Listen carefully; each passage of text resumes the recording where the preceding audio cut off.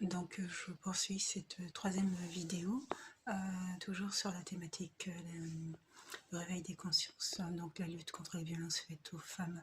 Je pense que ce qui est important de se dire, c'est qu'en fait, ça peut arriver à toutes les femmes, dans toutes les classes sociales. Ce ne sont pas que les classes paupérisées qui peuvent être, qui sont atteintes par justement ce type de violence. Ça peut être également, et bien souvent, dans des classes assez favorisées justement, parce que on se trouve dans des types de profils, en l'occurrence, puisque là, c'était une serveuse qui, du jour au lendemain, va se retrouver en fait dans une classe sociale plus élevée que son environnement voilà, de naissance.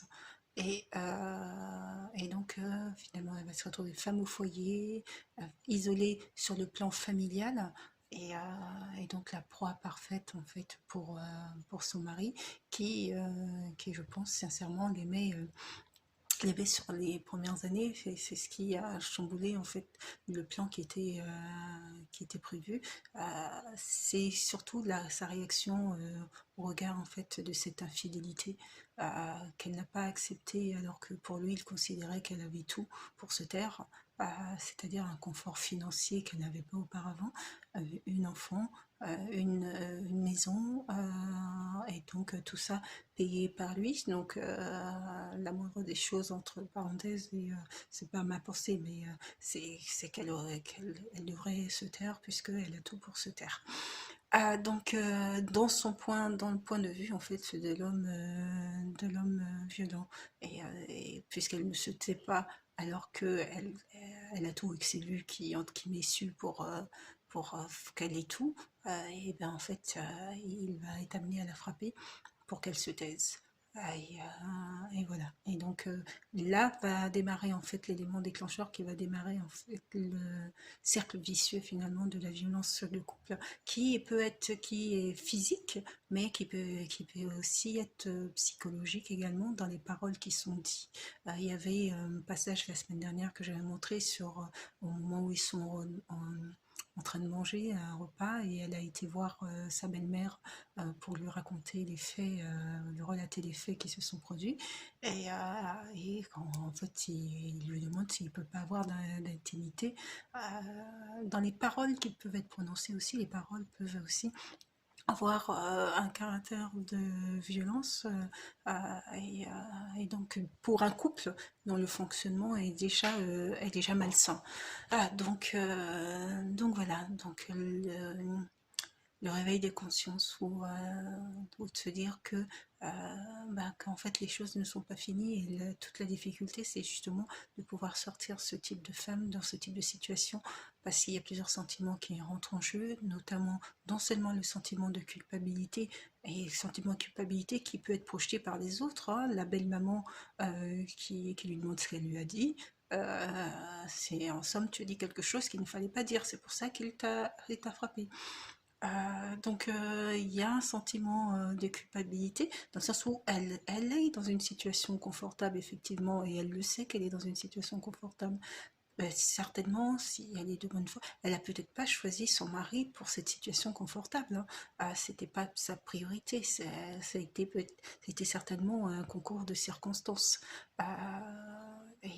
Mais la réalité, c'est qu'elle peut avoir un sentiment, elle peut avoir développé un sentiment de culpabilité, et même au regard de la société, puisque là aujourd'hui, elle a une situation telle, une situation confortable, qui fait qu'elle est madame de.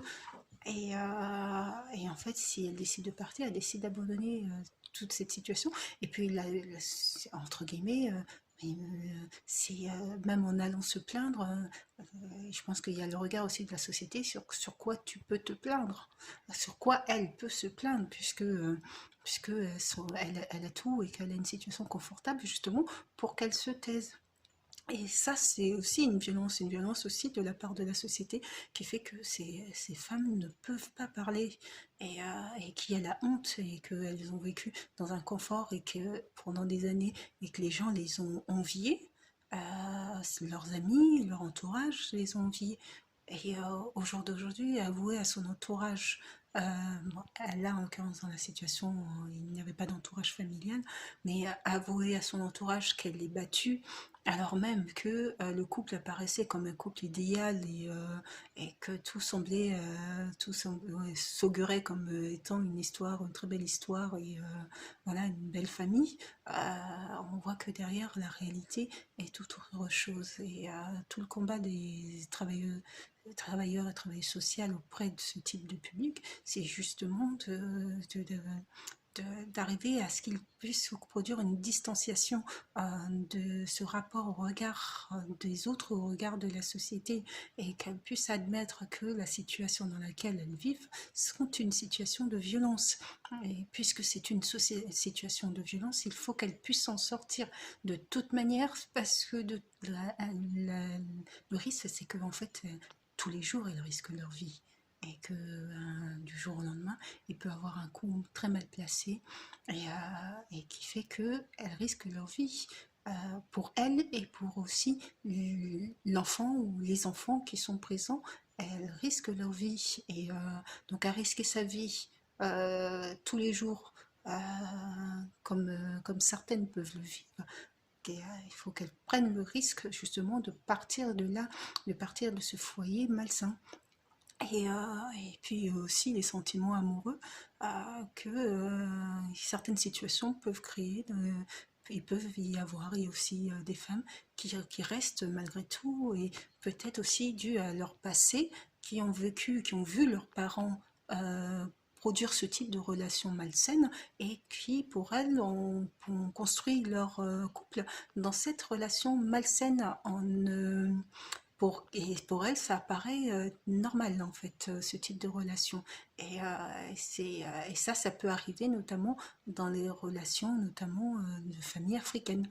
Où, vous savez, l'image du patriarche, où la femme doit se taire, ou du moins elle peut parler, mais elle peut parler à des moments précis, notamment le soir au lit, quand il n'y a personne, parce que il faut... Bon, parce qu'il faut pas que que les autres puissent entendre qu'elle conteste.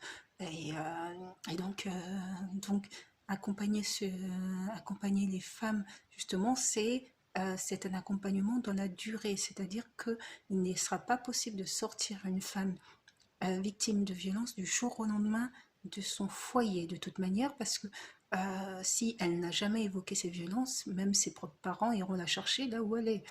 Donc en fait, c'est vraiment dans la durée, c'est un travail et tout, un travail aussi sur le plan psychologique de revalorisation de leur personne, parce que en plus de la violence psychologique, de la violence physique, il y a également la violence psychologique qui, pour ce type de prédateur, il s'agit de détruire psychologiquement leur proie.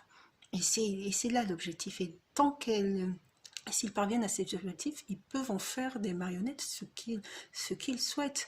Et ce type de prédateur, en fait, c'est déjà prévu, préparé par avance. Il le sait que ça sera une proie. Et il le sait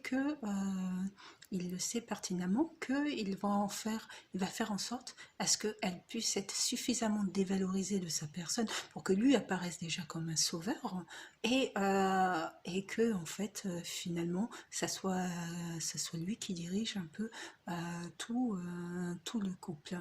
Et dès le départ, en fait, c'est important que les femmes saisissent qu'elles ne doivent pas rentrer dans ce type de situation malsaine et qu'elles peuvent dire non dès le départ. Je fais une autre vidéo.